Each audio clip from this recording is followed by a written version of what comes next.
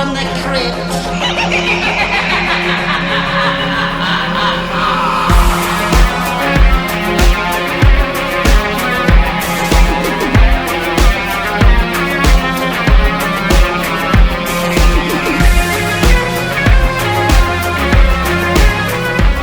Hello, boys and ghouls. Welcome to episode 38 of Dads from the Crypt, a Tales from the Crypt podcast. My name is Jason. I'm joined by Mondo. Hello.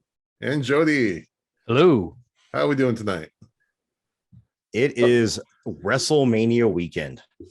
Yes. So therefore, I just wasted way too much time watching mostly not good pro wrestling.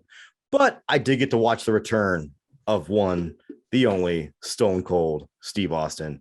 And it made my 14-year-old heart just I had a lot of fun watching him wrestle. So that was worth the $5 a month that American Express reimburses me for Peacock. That's awesome. Yeah, I saw that on Twitter. So did he do the stunner? He did yesterday. He did a impromptu no holds barred match against Kevin Owens, stunned him, and then drank beer for like 8 hours. And then tonight, one of the worst things I've ever seen in history. Vince McMahon came out of his announcer chair to beat the wrestler because he's Vince McMahon, and then Austin came in and beat everybody up. Austin Theory, shout out to Austin Theory, who took the best stunner probably of all time, like the best sell of all time. And then Vince McMahon, I kid you not, took the absolute worst stunner in the history of the world.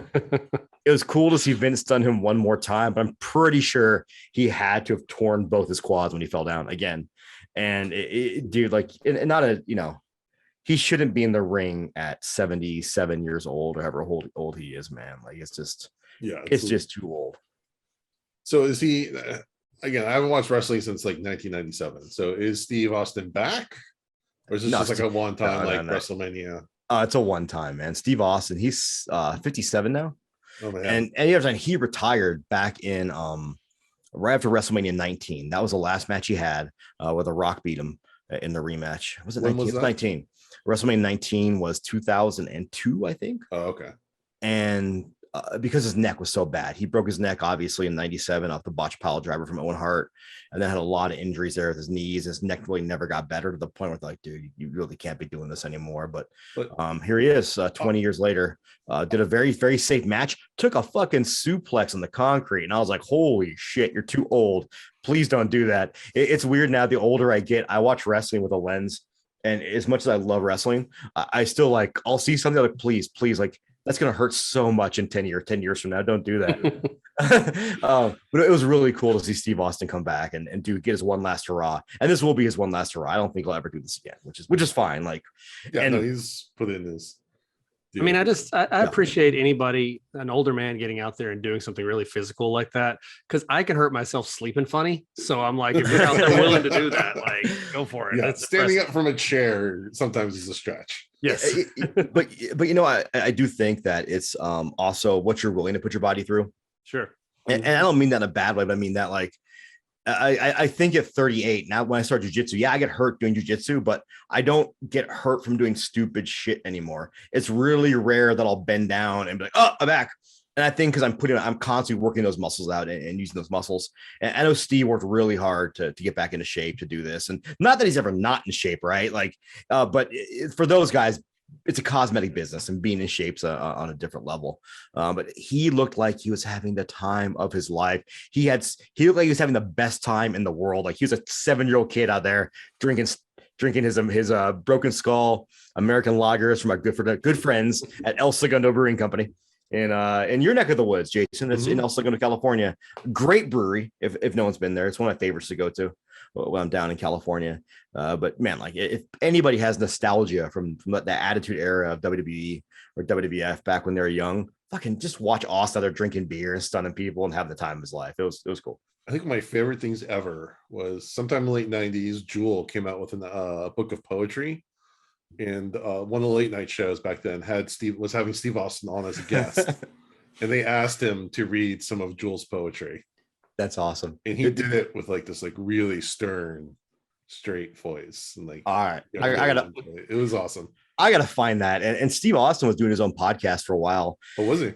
Yeah, now he has his Broken Skull sessions, which he does on Peacock for WWE, but he was having all kinds of fun guests from different walks of life on there, actors. He had the guys from Sierra Nevada Brewing on there, the head brewers, and they're all just fun. You could just tell he was just he really comes across as very genuine, as a very, very just likable human being. So I was to see him out there and just having the biggest smile on his face was great. And for a minute there, Jason, I have to ask you though, did he get to deliver the stunner to Jewel?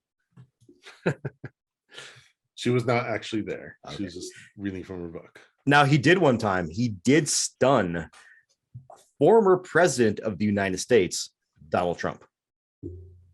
Oh, yeah, I think I might have seen that clip.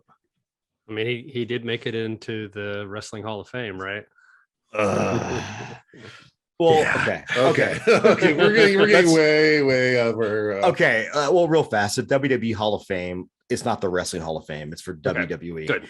So if you have a pulse, you can pretty much get in that. No, sorry, take that back. If you ever at one point had a pulse and wrestled for WWE, you get to be in that Hall of Fame. Like I think the fucking Brooklyn Brawlers in the Hall of Fame. Coco Beware, who didn't do anything really in WWE, is in the Hall of Fame there.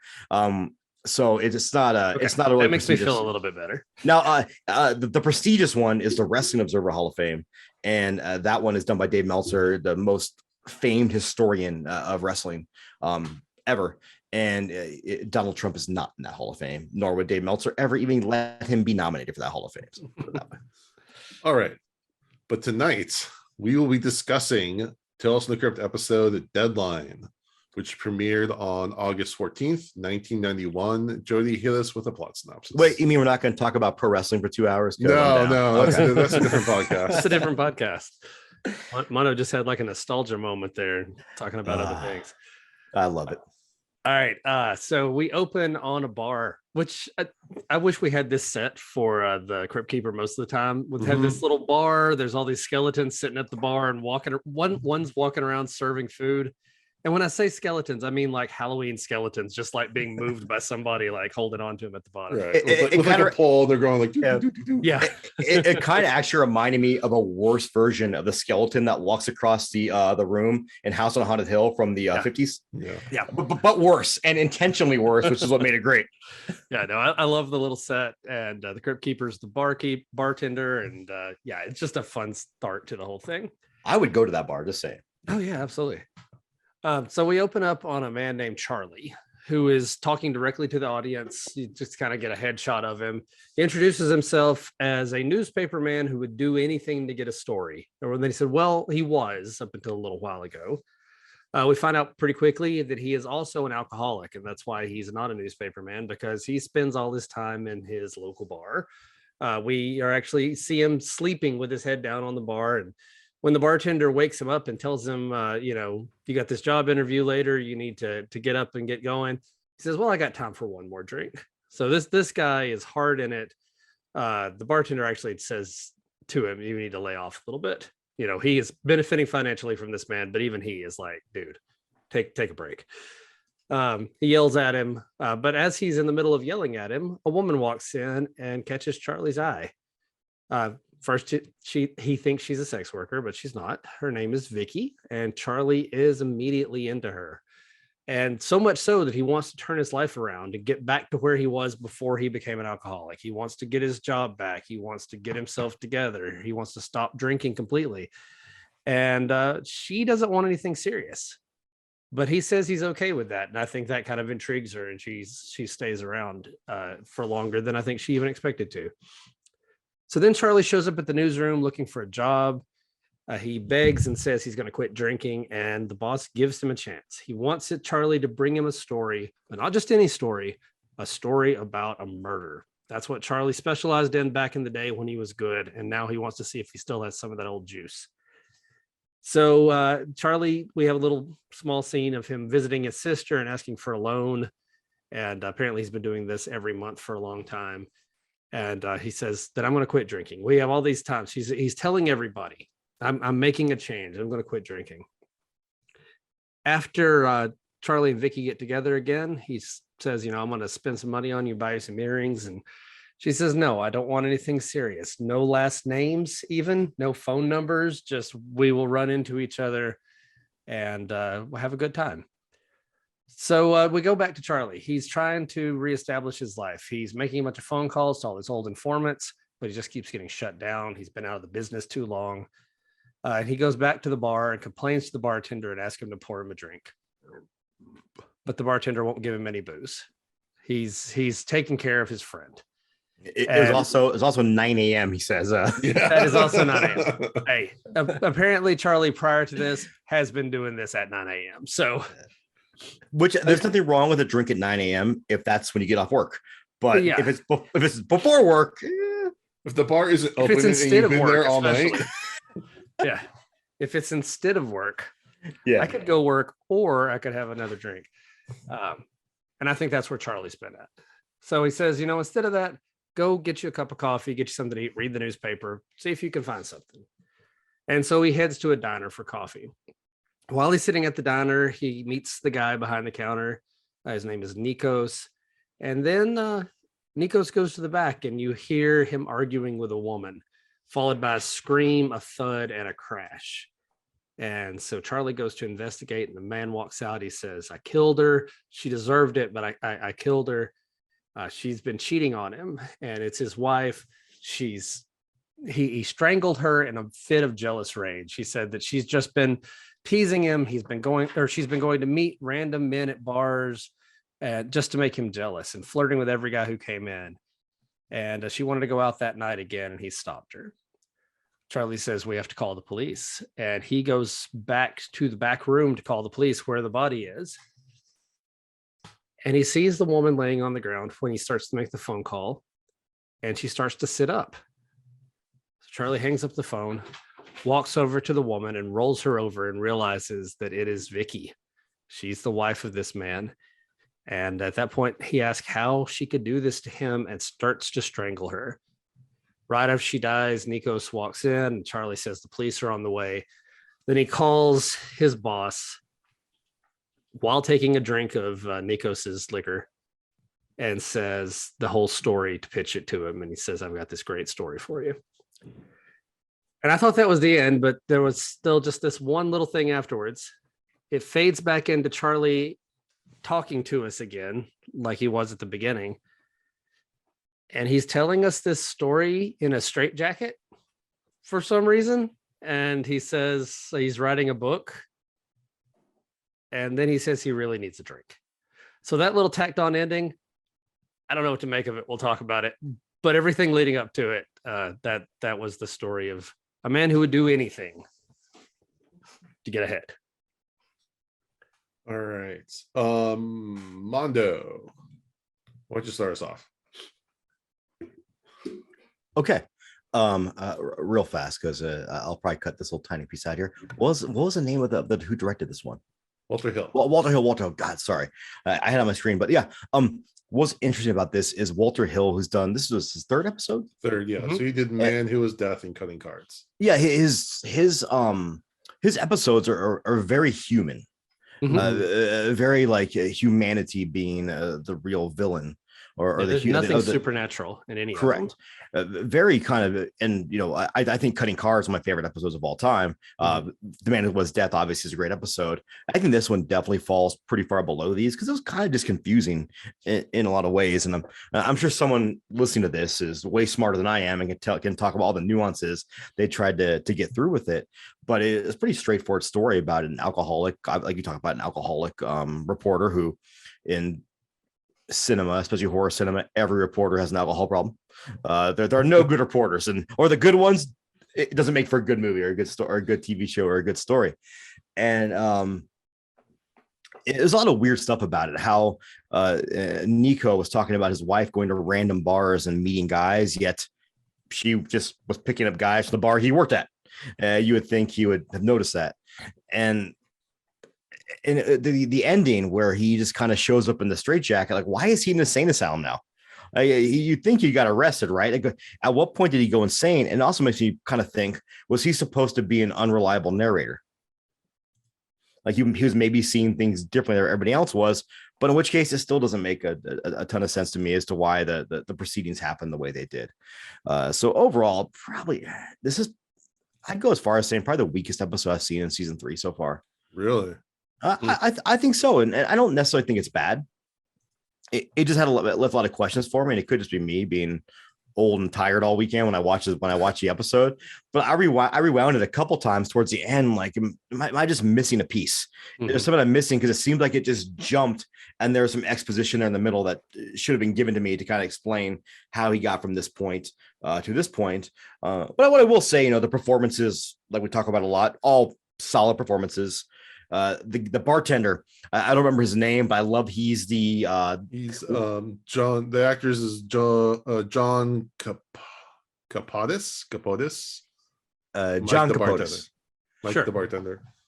Yeah, he's in, again, one of those great character actors you see pop up and everything. I always remember him from being the cop that insults Ace Ventura. Yes. and he makes a joke about the insect having a bigger dick than him. And I always love him in that role, because he plays that role really, really well. And I did like a lot of things about the episode. I like when you're bartending, he showed a real, I thought it was really good at the beginning when he's showing a real concern about this guy having an alcohol problem and trying to get back on his feet. I like when you see the reporter, when he's, after he meets a woman, meets Vicky, and you see him, and he actually has his hair combed for the first time of the episode. His tie's on straight. Yeah. I thought things. I thought that was really, really well done. They really pay attention to those details. But again, I just think towards the end, when you have the big, the climax, so to speak, where he strangles Vicky and then calls his boss, and then you see him in the straitjacket, I was like, all right, what? Yeah, the fuck just happened in the last 8 minutes of this episode, or 5 minutes of this episode? And I think that's what kind of really takes it down for me, is that ending is so kind of I don't think it's thought out well enough, or maybe something I left on the cutting room floor that should have been put in there. Yeah, it leaves like a little bitter taste. Definitely. Right. So you would put this below the first episode, Love at First Sight? That's the love potion one. The love potion one? No, I would not. No, good call.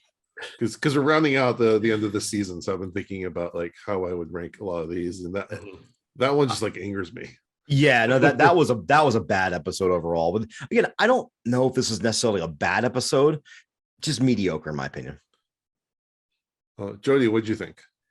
Yeah, so up until that ending, which I'll get to in a minute, I really enjoyed most of this episode. I thought it was really well acted, well directed. There's some cool shots, like when they go to the newsroom. It's like one continuous shot of them going through and all this craziness happening. He's talking with the boss.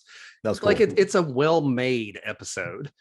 And the acting was really good too. Like the desperation that the main character has. He's a man kind of at the end of his rope who's trying to get his life together. And I feel like you can really feel that, especially there's the scene where he's calling all his contacts and realizing his big plan is not going to work the way that he hoped. Like he's just going to jump back into this new life. And it's more of a struggle than he expected. So I liked all that. I liked Marge Hellenberger as Vicky. I thought she played she's not quite a femme fatale.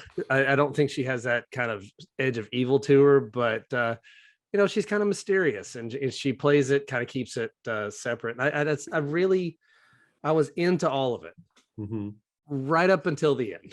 Right. Because the moment when, even before that weird kind of tacked on thing, when he went back there and the one was laying face down, I'm like, oh, that's Vicky. Yeah. Like, because yeah. we've watched how many episodes of this show now? 37. If it had been any other show, I probably wouldn't have thought that. But on this show, I'm like, oh, we're setting up the twist here. We're getting towards the end of the episode. That's obviously going to be her. Well, once you see a body laying down, you're like, oh, that's Vicky. And then when he asks for the phone, he says it's back there where the dead body is. You're like, oh no, she's not gonna be dead. He's gonna have to kill her.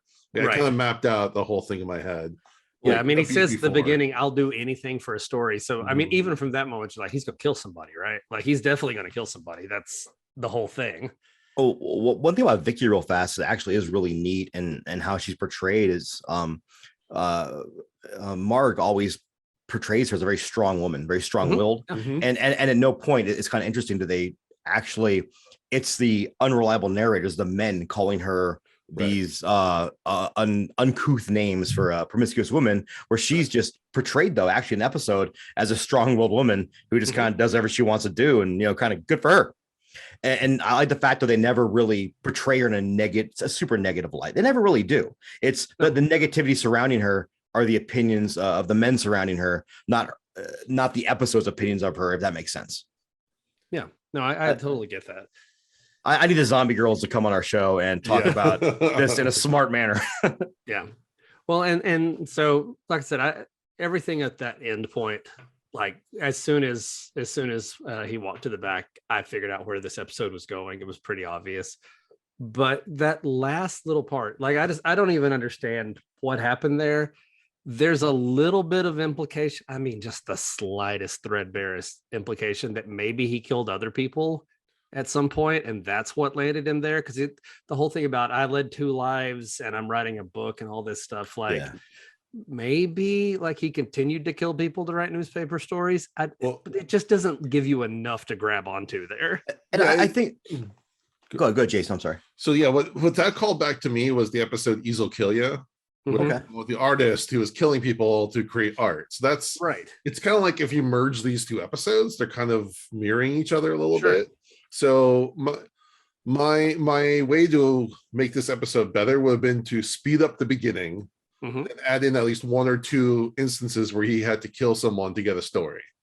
And then the third one would be where they end up with Vicky in the diner, but then he gets caught red-handed. Yeah. Or like where a cop or something walks in, or the editor or someone walks in and finding him re-killing or finishing off Vicky, and that's how he gets caught. Then he ends up in the insane asylum or whatever. Obviously, and also when he killed Vicky, I don't think they showed us enough of that relationship to make it be that impactful. Because, but then again, to your guys' points, it could have been just that being like maybe he always kills these women he has one night stands with or whatever. But it's also with good storytelling, you shouldn't have to you shouldn't be the one to fill the blanks in, right? You can fill in like those little tiny gaps, but you're trying to fill in like major plot points that makes it really difficult. And that's just kind of a little bit of lazy storytelling there that you really shouldn't. I mean, even if he had just been in prison at the end, just like regular prison, I would have been like, okay, so I guess he got caught. And that would have been it. That would have been enough for me. Even though right before that, I thought it was kind of like, oh, well, this is interesting. The bad guy's kind of getting away with it in this one. And then suddenly he's in a straitjacket. So there needed to have been something that either needed to be cut out completely. I know they wanted that little punchline about I need a drink, but either cut it out or make it make sense. Just one of the two. It does kind of put a damper on the whole episode when you're left at the end going, what the hell just happened? Like I was tracking with this whole thing and now I'm confused and I don't know why it did that. How cool would it have been at the very end? He's in an electric chair, hearkening back to the man who was death. Oh, and then William Sadler is the one doing the switch. Yes. Yeah. How cool would that have been? Just as a throwback to the that would have been boss to the original. It needed a punch like that at the end, something cool at the end instead of just kind of this weirdness. No, I agree. And you want to know what the other piece you brought about how it was very Tales from the Crypt obvious that it was going to be her in that room. Yeah, there is nothing wrong with knowing where a story is going to go, because again, I'll go back to pro wrestling, and in good pro wrestling, you can kind of see where it's going to go. But if the execution is great, it doesn't matter that you knew where it's going to go. Right. You don't need a twist. I'll go to the Saw movies too. Saw 3 is one of my favorites, and Saw 3 really doesn't have a twist. It's very straightforward, but you see where it's going, and the ending is so cool that it all makes sense. And it's like, oh yeah, that's where I thought it was going, and the execution was great. So that's something that I think in the Tales from the Crypt episodes I really love, is where I see where it's going, but the execution is so good that it doesn't matter. Like that's where I'm like, yes, this is where I wanted it to go. And that's what makes it really great. Well, there's a difference between seeing where it's going and being like, oh, so this is going to happen. Right. Or seeing where it's going and going, oh, I know what's about to happen here and I'm excited for it. Exactly. And with this one, it was more kind of I figured out the plot, Right. Yeah. It was more expecting what's going to happen than discovering it as it was happening. Like, I guess I felt, at least for me, I felt like I got it like a beat or two before I was supposed to. Mm-hmm. And that makes you just then you're sitting around waiting for it to happen, as opposed to figuring out kind of when I think the story wants you to. Yeah. No, I think the story wants her to roll over and you go, oh, wow, it's Vicky. But yeah, you kind of course it was. Yeah. Yeah, I agree with everything you guys are saying. The ending really kind of puts a damper on it, and like I said, I would have definitely sped up the opening and added in some more instances of him like creating murders, because instantly he's gonna murder someone to get a story. Right. But I do think the acting is actually really good, and that kind of elevates it to puts a very human level on it. I do think it's a lot of shots, the scenes are well directed. It just I think another like 10 15 minutes would have really benefited fleshing out the story. Again, it's Tales from the Crypt. There's a cookie cutter formula that they're trying to do, which can kind of inhibit some of the stories they want to tell. So I think either you have to give it more time or rearrange some things to make it more economic, because I feel like we missed like 5-10 minutes of story to make this a full thing. But I think that is a testament to the acting and the emotional punch, that we are kind of like, how can we make this better to reach another level, like a story like again, Love at First Sight, where you're like, no, just scrap the whole thing, there's nothing redeeming there. Where in this episode, there's a lot of redeeming moments and parts that we want to make it better. Well, you go back to one of his other episodes, which was Cutting Cards, where that's the kind of episode I think could have been fleshed out into, like, give me that as a second Tales from the Crypt movie instead of Bordello of Blood with these two rivals. Give me their backstory. Give me why they're here. Give me the current, and then give me the future.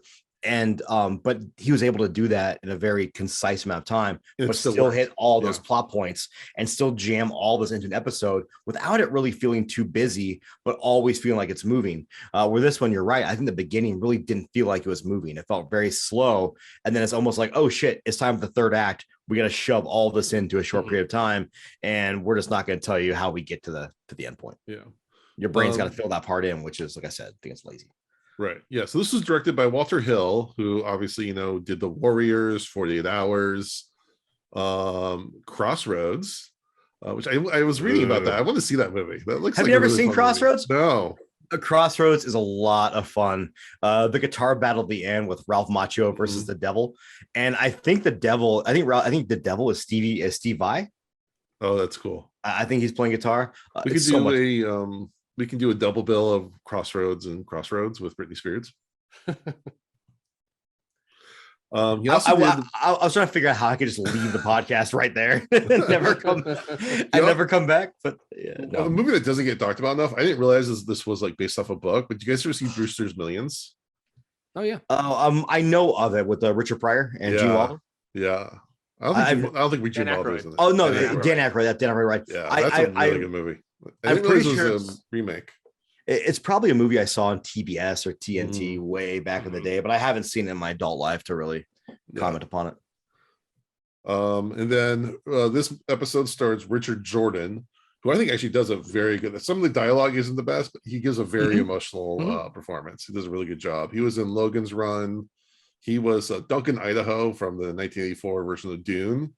And that name, Duncan Idaho, because I rewatched the new Dune last week. That name just always cracks me up. I don't know. It seems like the most American name possible in like this bizarre sci-fi world. He passed away really young too, sadly, because he was in a lot of good stuff. He was going to be in the lead for The Fugitive, which ended up starring Harrison Ford in 1993, but his health started going downhill and just went downhill really fast. He was also in Hunt for Red October and Gettysburg and a ton of other things. The guy who runs the diner Nikos is John Palito, and he's another awesome actor who never really gets his due. He was in Chud, he was in Highlander, he was in The Freshman, he was on the first season of Homicide: Life on the Streets, which is like one of my all-time favorite TV shows. He was in The Crow, and he was in The Big Lebowski. He was the PI. Yeah, The Big Lebowski. Okay, I love that guy. I love that role. He also, so my wife loves watching Gilmore Girls. It's one of her comfort shows. It's just kind of always on. So I just like passively sit there with her and watch while she's watching it. And one of the characters, Sean Gunn, or James Gunn's brother, Sean Gunn, makes these like avant-garde art movies. They're like aping on David Lynch.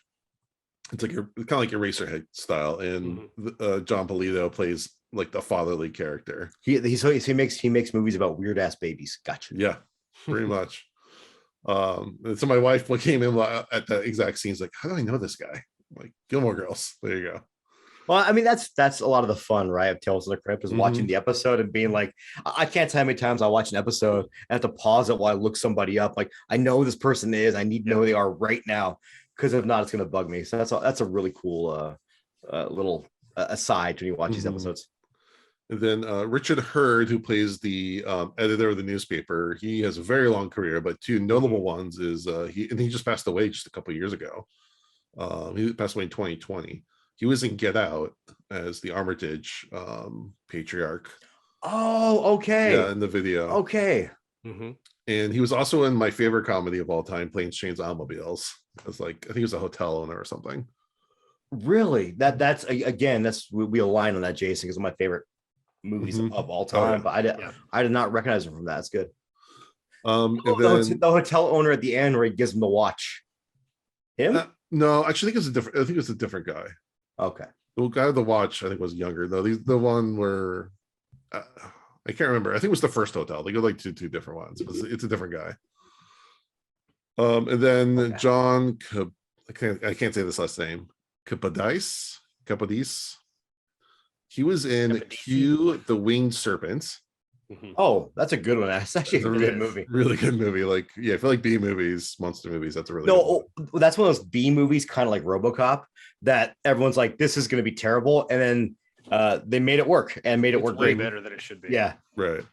He was also in Wall Street, along with Speed, and as you said, that great role in Ace Ventura. That's awesome. And then and also in CSI as well. Oh, was he? Yeah, well, I think everyone's been in CSI at some point. I think just living in Los Angeles, I've been in CSI at some point.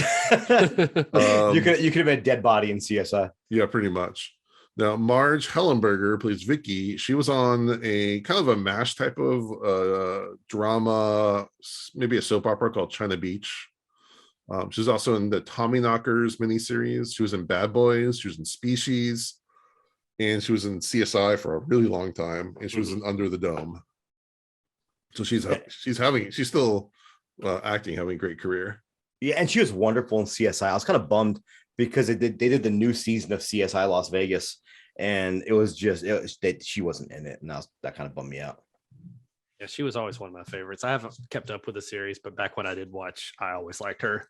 Her and Gil Grissom. Oh yeah. Gil Grissom was always great because he always had that weird little pun at the beginning of the episode, and he's also great in Manhunter, obviously. Yeah. But I thought she was the new season is very good though. The new season of CSI Las Vegas, it's worth watching.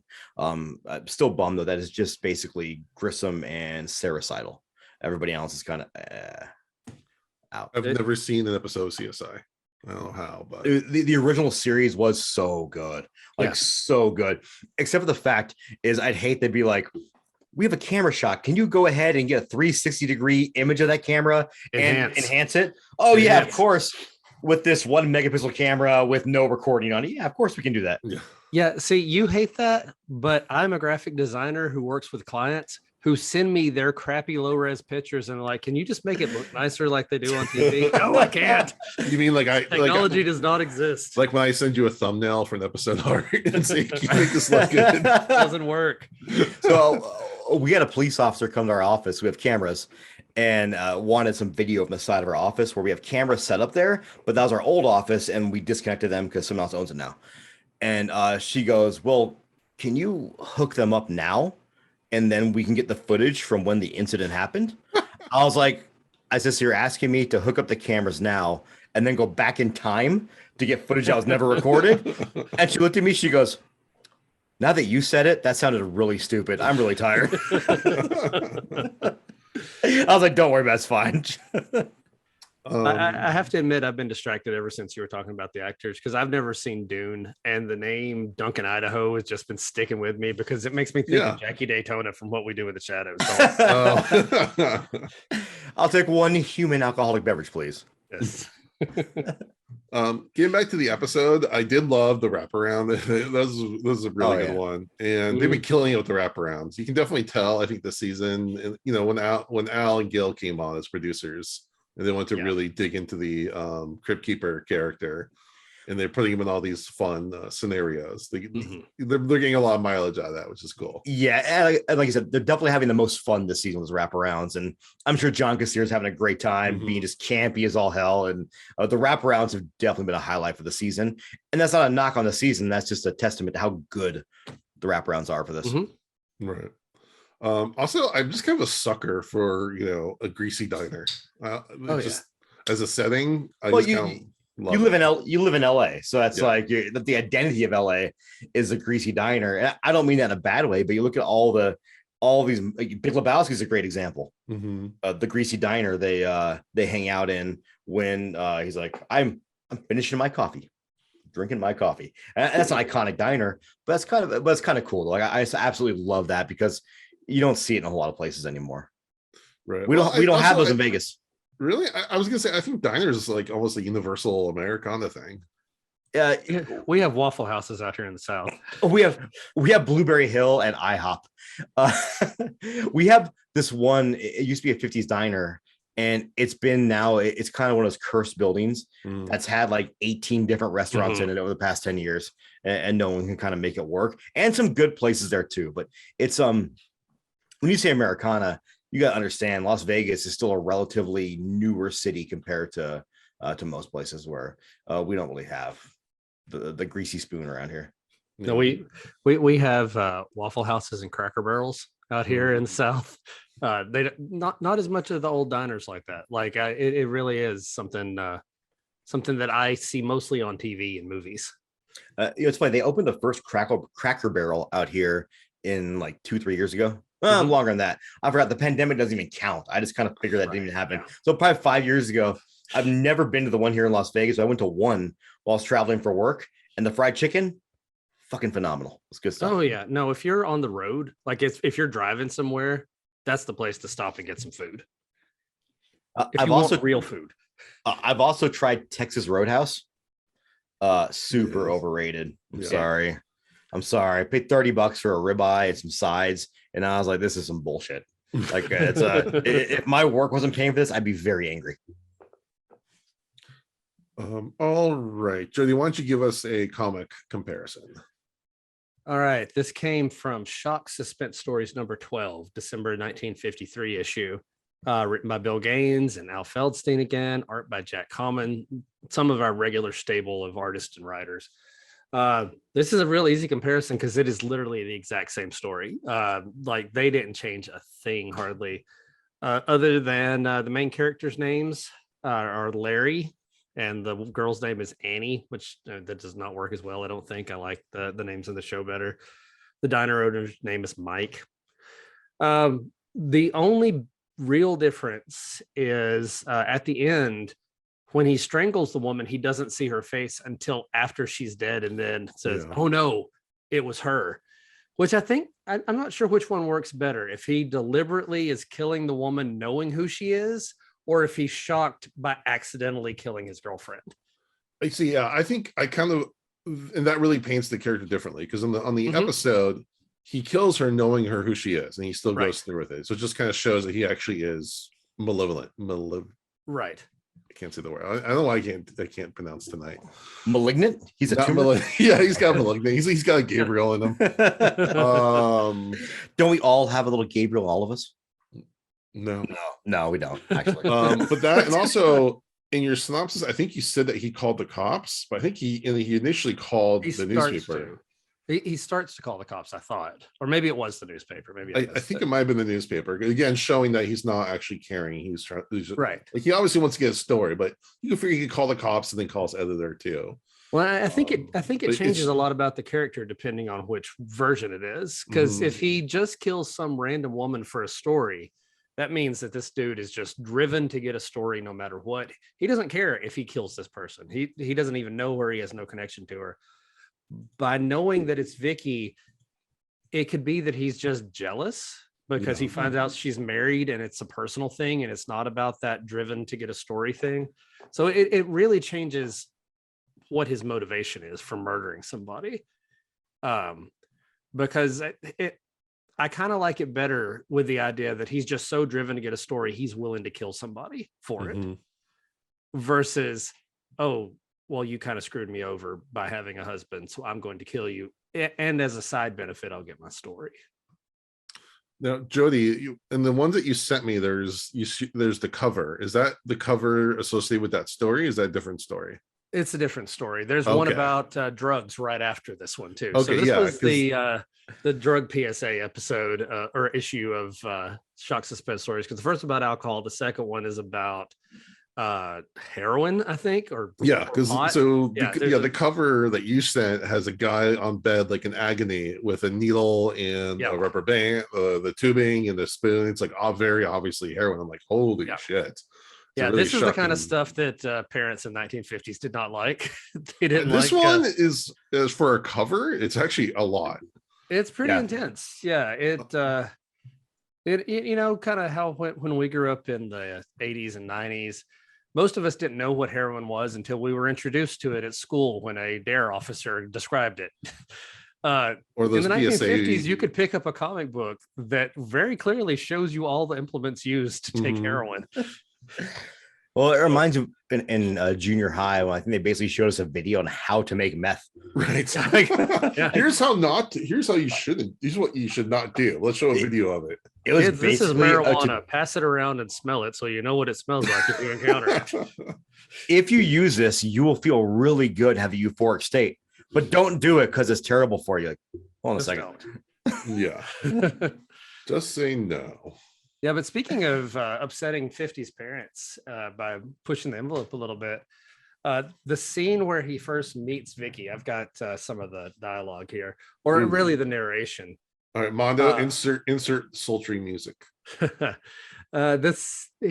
talking. Remember, her name is Annie, and you think of Annie coming to the bar last week and slipping up to the stool beside you. Blonde, beautiful Annie. You think of that wonderful night with her when you rediscovered the reason for living. That wonderful night, driving out of the city, the road stretching in the darkness.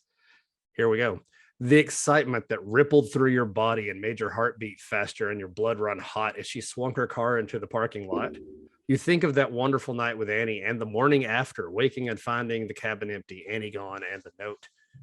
That is some pretty heavy implication for a comic read by a bunch of 8-year-olds that he met this lady and they went to a motel and they definitely had sex. There's no question there what they did in that motel. After reading that, I guarantee you someone out there right now just went to Google and tried to find our OnlyFans or our Patreon to hear more of this. So Jody's we've had sultrier clips from this comic too, but I had to turn my ceiling fan on. So Jody's ASMR videos. I do think as I've read more of these, being a parent, I'm like, I would never try to get a comic like this banned, but I could at least go, I could understand what parents were kind of raising their eyebrows a little bit going, is my kid need to be reading this? It's kind of like when I hear my kids watching TikTok and I hear something, I'm like, what the hell? Yeah. Wait, what is that video? Hold on a second. We're gonna pause right here because what videos have you heard from them that made you do that? Oh, it's mainly just a lot of swearing that it's 8-year-olds listening to. So okay. All right, let's move on to our ranking. Jody, what do you give this episode? Like I said, there was a lot of good stuff in it, even if the ending fell really flat for me. So I don't think this is a bad episode. I think in the end, the good and the bad kind of, I don't know, blend into each other and kind of make it mediocre. So I'm going to give this one a 3.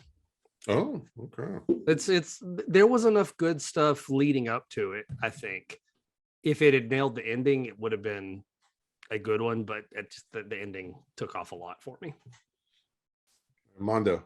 I'm gonna go 2.5. I kind of can't give it 3 because I think that again, like Jody, I'm in the same boat with his. He's everything I want to say, where it's the ending just kind of dropped off a cliff for me. Strong performances, direction was good cinematography. Mm-hmm. I love that hustle bustle shot of a newsroom. Yeah, and that's always so much fun. Like doesn't matter what movie it is, give me that hustle and bustle shot of a newsroom, and I'm a happy guy. But overall, the ending really took it down for me. The only way this was going to get a 5 is if Stone Cold Steve Austin showed up and started delivering stunners to everybody, in which case it'd be a definite 5. But that didn't happen, so 2.5. Yeah, I'm going to go with the 2.5 as well.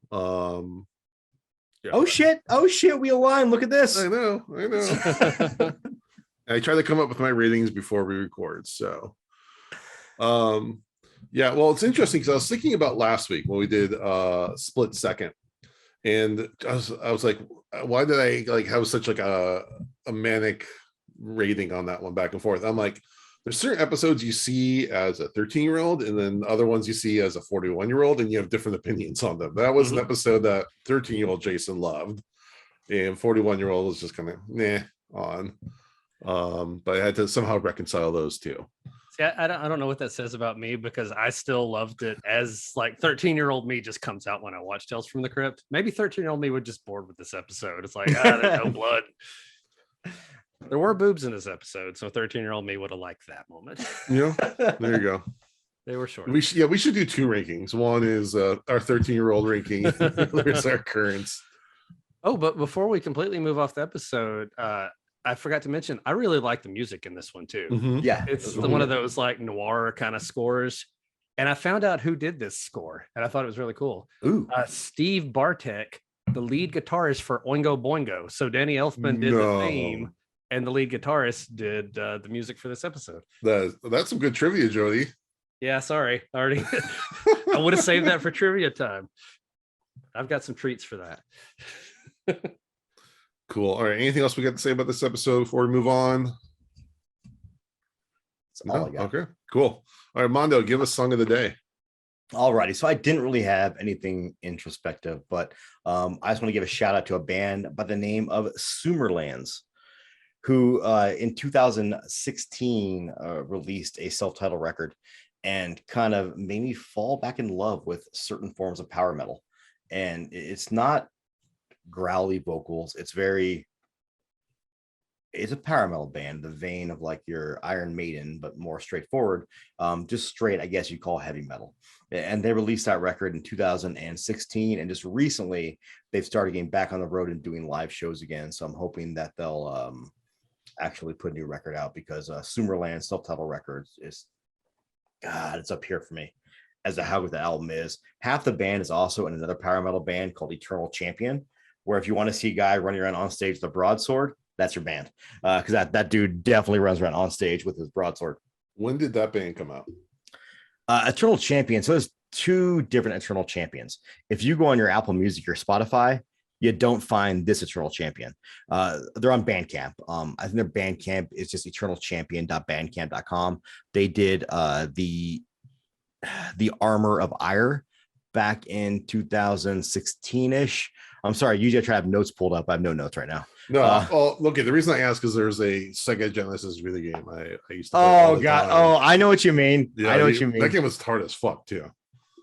Well, that was also, wasn't that a fighting game? And they're trying to be like Mortal Kombat, almost not being Mortal Kombat. Yeah. Were there like brutal finishers, all that stuff? But it was incorporated into the background. So if like you hit a guy into a certain like zone, like a car would run over them if you hit them into the street. That's funny. There's a game like that called Weapon Lord. And Weapon Lord, you would do weird, like, you didn't have finishers, but the last blow was a certain move and throw the guy in the air. And if you did the move again, you cut his head off. Nice. You did the move again, and it would like cut his head in half, and the brain would fall out. It was really. What was it on? Nintendo, Super Nintendo, Sega Genesis. Look up Weapon Lord. Let Weapon Lord probably fatalities if I find something out there. Now I'm gonna have to look this up, so I'm thinking about it. Anyhow, back on track. Song of the week, because I was just trying to figure out something for the word time, and either time or alcohol. And I went time because I was just listening to this record of the day, and it's Sumerland's self-titled album. Song is going to be Time Lash on that record. Just a great heavy metal record. For people that hear my recommendations and don't want to hear the growly, screechy vocals, it's none of that. It's just like pure fucking go back to the 80s and bang your head and have a good time and listen to some heavy metal. The lead singer has done a lot of stuff around different genres. He's had a death metal band. I actually kind of discovered them because of a black metal band called Torture Chain, where he was it's his own band where he did everything. And then I found out other bands he was in, and I just randomly listened to this one, and I'm like, holy shit, this is good. So it kind of fell in love with that. But if you like this band, Eternal Champion is the next band to check out because they're pretty badass. Yeah, that's my beef with a lot of metal, like harder metal, is the vocals just kill me. Like I don't mind the crazy guitar distortion and things, but the growling and the yelling I know, and that's a hot take. It's okay. It's not a hot take because the beautiful thing about metal is there's so much stuff out there, and I equate it to beer, or to wine, or to horror even, right? Like you might not like haunted house movies, but you might like slashers. And metal's the same way. You might not like black metal with the growly vocals and the lo-fi production, but your heavy metal, like an Iron Maiden, as Judas Priest, you might love it. So it's and I'm sure there's other music. There's a lot of music just like that in general, right? Like it's hard to pigeonhole one genre and say like I hate this genre. You probably don't hate this genre. You probably hate pieces of it or don't like it. That's what I'm saying. Like, yeah, I like metal, but sometimes the vocals are just off. And that's the thing. I think I like a little bit of every single genre. I mean, if you can find an example of like a top or like your jam within each genre. Yeah, we've talked before, like when we had the director of Mental Health and Horror, Jonathan.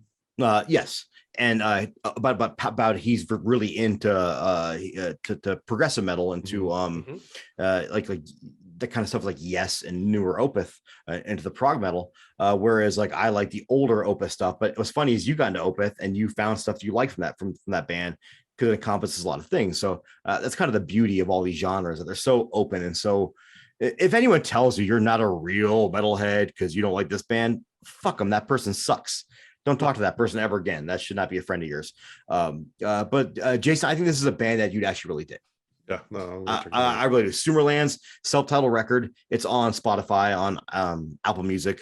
Eternal Champion, again, not on streaming services. You have to go onto Bandcamp and buy their albums. I think digitally you pay $2-3 a record, which is worth it. Support your artists, people. Like support the media.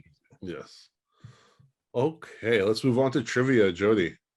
Okay, so usually I try to find some trivia that relates to the episode, and I couldn't. I just couldn't this time. And so I just have 5 random facts and stories for you. Love it. So the first one is in the 1940s, both Life magazine and many hometown newspapers reported the story of Mike the Headless Chicken. Now, chicken, we've heard they run around after they get their head cut off. This one had just enough of his brainstem attached that he lived for 18 months and toured around with no head for 18 months. So if you were in the 1940s and you had nothing to do, you could go watch a chicken run around without its head. And having no head for 18 months is just sad. So poor chicken. All right. There is an official ruling for how many Tootsie Pop licks it takes to get to the center. It officially takes 369 to get to the center of a Tootsie Pop because nice. I knew that was coming. According to some engineering students at Purdue who used a proprietary, I'm setting things up again, a licking machine that they used to do this. Jason, can we link this licking machine in our use our promo code. There's so many places to go with that. Use our promo code is the best line in the history of this podcast. Shut this shit down. We're done. Go to adamandeve.com for more. All right. Do you fact number 2. Also, that's too mainstream. Yeah. All right. Fact number 3. Armadillo shells are apparently bulletproof.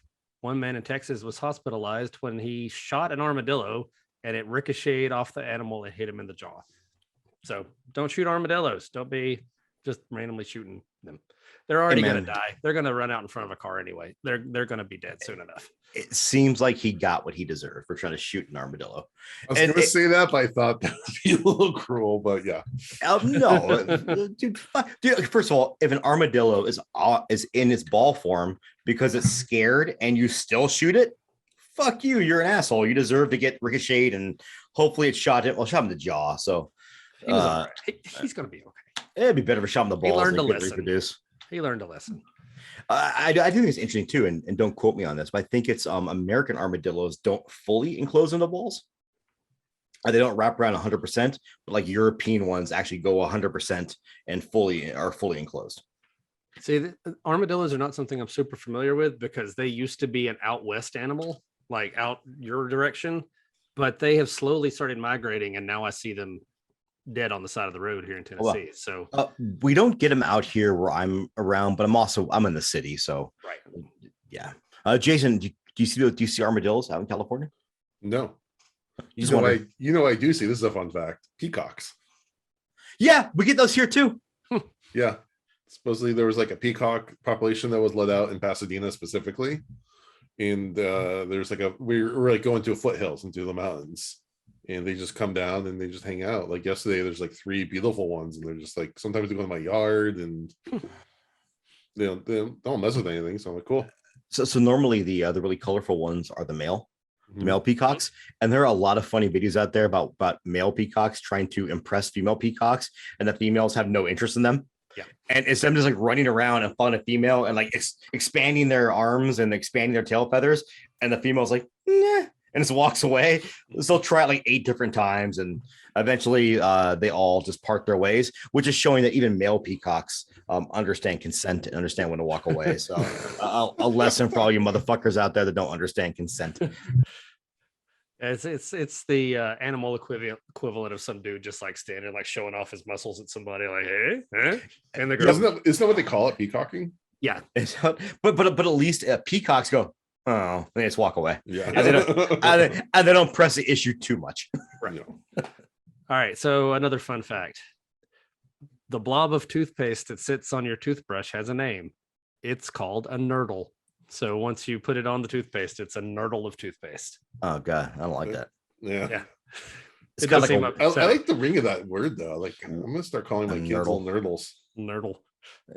Man, there's Wordle, there's Loodle, there's Feature, there's Worldle. Why is there not a nurdle? Let's invent it. Yeah, buy that. When you guys buy that domain, buy that domain name immediately. Yeah. All right, and here's your last one. And this makes me think all kinds of things. The Cookie Monster has a real name. Oh no! Don't.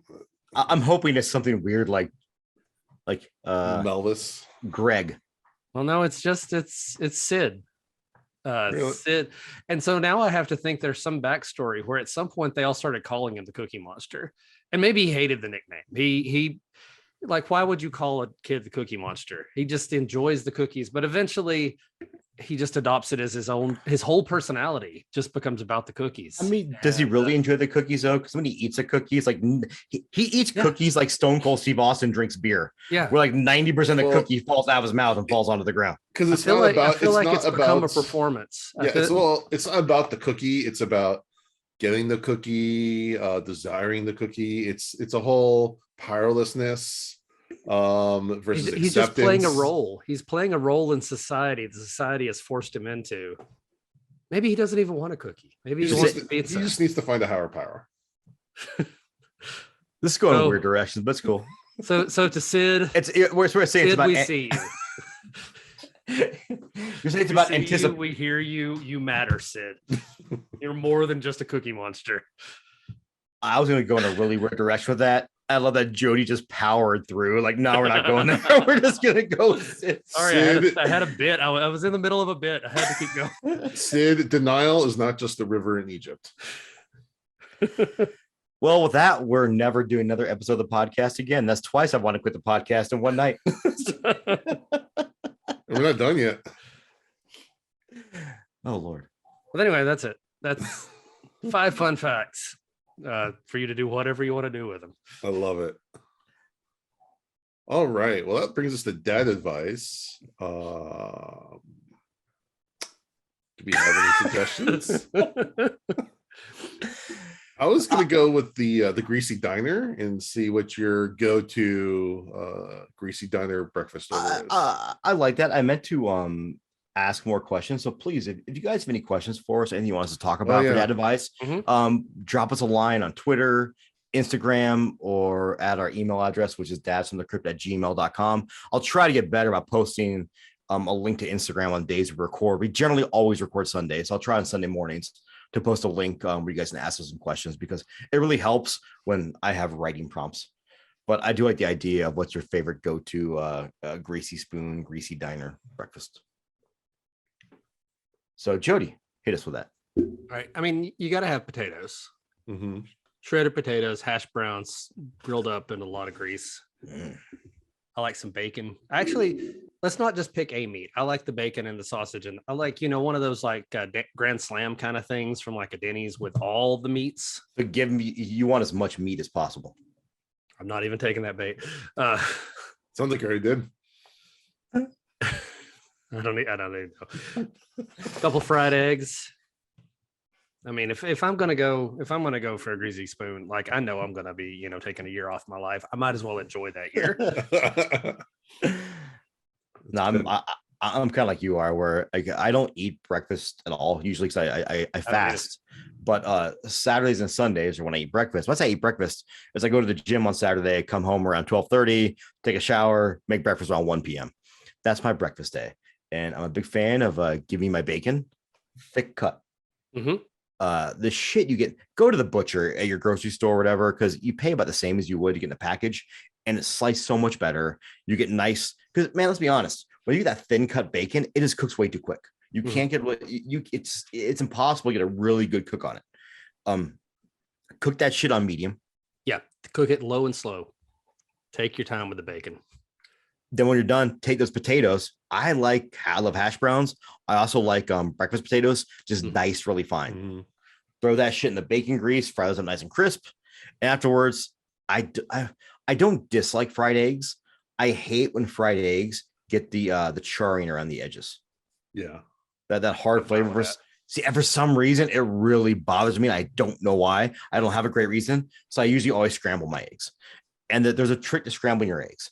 And it's when you think when they start to congeal and they're still a little bit runny, and if they're too runny, that's when you take them off the heat. Yeah. Because they'll keep cooking on the plate.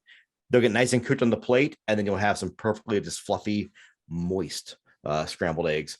And then if you want some pancakes on the side, I'm a happy guy. Nice. I like my Kodiak pancakes though. Kodiak in the box protein pancakes. Good shit. I've seen those. Okay, I've got a couple answers I like to go with here. Because I like my greasy breakfast. Dude, breakfast food is amazing, and you cannot count, because anything you say is the right answer here. Like there's no wrong answer when it comes to breakfast food. No, it's more it's more about how many answers I can have. Dude, even soy rizo is okay. So my absolute favorite is chicken fried steak. Oh, good. I love Nice. chicken fried steak. See, we were talking about Cracker Barrel earlier, and that is my go-to right there. That's a good answer. I've had it there. It wasn't my favorite. Maybe it was just, I don't know, it was the day or something. Have you had it in the South though? I think that might make a difference. No, I was in Georgia. Okay. Jody's like, goddamn West Coast city slickers. I know. But here's my thing about chicken fried steak: it needs to be brown gravy, not the white gravy. I don't like. Okay. I like the white gravy, but I I like the white gravy like on just like a biscuit, but on chicken fried steak, I like the brown gravy. But real fast, so gravy on biscuits and gravy needs to be way different than the white gravy on chicken fried steak. Gravy on biscuits and gravy should have sausage in it. Lots of chunks. I chop up some whenever I make gravy. So I'm a huge chicken fried steak. My second favorite is corned beef hash. I love corned beef hash. Man, like the problem with corned beef hash is that hold on a second here. I'm agreeing with you. Is that most people have only ever had it out of the can. That's in the grocery store. When you get a good corned beef hash, so good. Those are two separate experiences. Like at a nice or a place that knows what they're doing, and they actually have like nice shredded corned beef and good potatoes and everything. That's fantastic. However, if you're going to tell me to make some out of the can, I will make it out of the can, and I will enjoy the hell out of that. No, I love that stuff. I'll enjoy it. All right, Jody. I hear you. It's more the crack versus the. It's just like yes. No, it's corned beef hash out of a can is what my dad used to make for me when I was at high school. Like he'd get up in the morning and make a few cans of it, scramble up some eggs. So I have a nostalgic thing with it, but also that's cool. It's good stuff. Dude, I love Spam too, so I get it. Like I love Spam too. Yeah. I'm not. For some reason, I'm not a Spam guy. Trash I like taste. And then Jody is basically a raccoon disguised as a. Let's do it. All right, and the third, and this is more of a maybe it might be more of a California thing, is the breakfast burrito. Like, just give me all the breakfast things and just put it in a tortilla, and let me just go wherever I want with it, and just I haven't had Yeah. one in a long time, but I do. I can appreciate the breakfast burrito. A breakfast burrito is fantastic. The key to a breakfast burrito or any burrito you have is the tortilla. Mhm. Yeah. If you have a great tortilla, you can put fucking almost anything in there and it's gonna be pretty damn good. If you have a sloppy tortilla, it's a lot harder. What I really like is hash browns in the breakfast burrito with some sour cream. Like as long as that's like somewhere in the mix, and you just get that bite, and you're just like, oh, there we go. And yeah, I'm not a big sour cream guy. I love sour cream. I like it very sparingly. But I do love a good breakfast burrito. Like you said, like if you get those hash browns nice and crispy. Yeah, we got a place we can have delivered. They only do delivery, and they do pastrami inside a breakfast burrito. I don't know how I feel about that, but I would try it. Yeah, And and also the pastrami, it's going to be close to the corned beef, I would think. Going to be similar enough. and also two more uncommon things. Chorizo, love a good chorizo with breakfast.